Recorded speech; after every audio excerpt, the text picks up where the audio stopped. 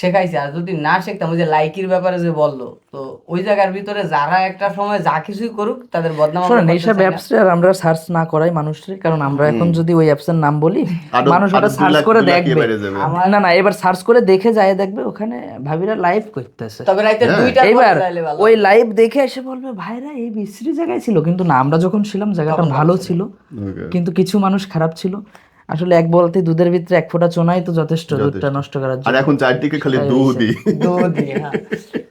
আমি গত চোনা নাই, 4-5 দিন আগে, বুঝছেন ভাই, চোনা হয়ে গেছে ভালো মানুষগুলা।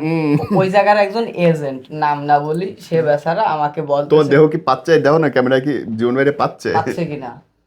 আছে? পাচ্ছে। আর ওর পাবে। ইদুনি শরীর না পাবে, আমি ওরকম করে দিয়ে আসছি। হচ্ছে, হ্যাঁ ঠিক আছে। নাম না বলি, সে লোক আমারে কচ্ছে কি কয়, আমাকে প্রতিদিন 2-3 হাজার লোকের এখানে করতে হয়। তা আমি কই 2-3 হাজার লোক ওইখানে হাসাইলেন? কয় কি বলেন আপনি?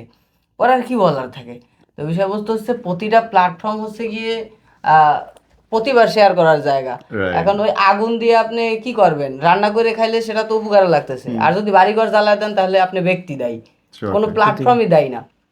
বাহ, মোটিভেশন শুরু হয়ে গেছে। মোটিভেশন আজকে তোমার ব্যাপারে আমরা জানার জন্য বসছিলাম।